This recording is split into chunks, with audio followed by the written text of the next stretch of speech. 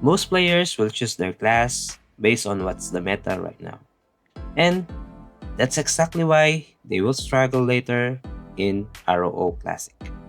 During the CBT, people focused on damage, tier list, and early performance. But ROO Classic doesn't stay the same. The meta always shifts. One update and your class can feel completely different. So, the real problem is not what class is the strongest. It is what happens when your class is no longer the meta. When you choose a class, you're not just choosing how you play today. You're choosing how you progress, how you will adapt, and how stuck you can be later. Not all classes give you the same freedom. And that's where the difference starts. I look at classes in three different ways: game changer, foundation, and specialist. Let's start with the specialist. These classes are strong, but only in the right situation. They are niche roles, specific strengths, limited flexibility. But if you understand the game, they can work. However, as a starting point, they can slow you down, especially if you don't fully understand the game yet. Next one will be the foundations. These are the most stable classes. They are always useful, easy to fit into parties, consistent progression. They may not feel the strongest, but they gave you options. And in a changing game, options are power. And for most players, this is the safest place to start. Last but not the least are the game changers. These classes can decide outcomes. These are usually the classes people call meta. They are powerful, they can carry fights, they can even win wars.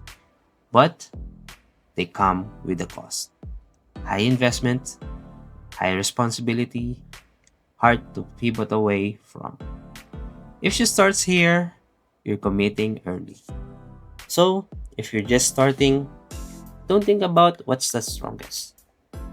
Think about what gives me the most flexibility later. Because your first job doesn't have to be your final job. Because some classes helps you stay flexible. A priest can move into different roles.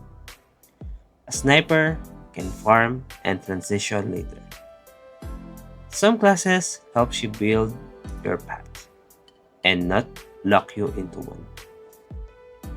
Now, to be clear, there's nothing wrong with committing to a class. I'll be doing that myself. I'll be going Paladin all the way.